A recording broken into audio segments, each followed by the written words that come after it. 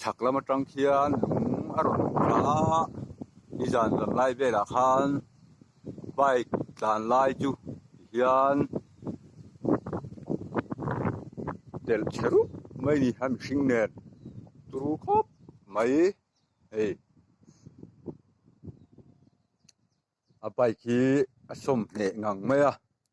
tin a hmunah hian hei chi sen luang se zui mai boka kan omna tanga chak lok hi ni a durtlang leitan thlen chho ma a hian ni jana thil thleng rap thak lutuk mai ani in hei lung te pawh lian khop mai del tu hi hei machine an joy son to hei hi del tu ber ani a hei hi machine del tu ber ani lung ni jana machine ho joy son to ani turu khop mai hian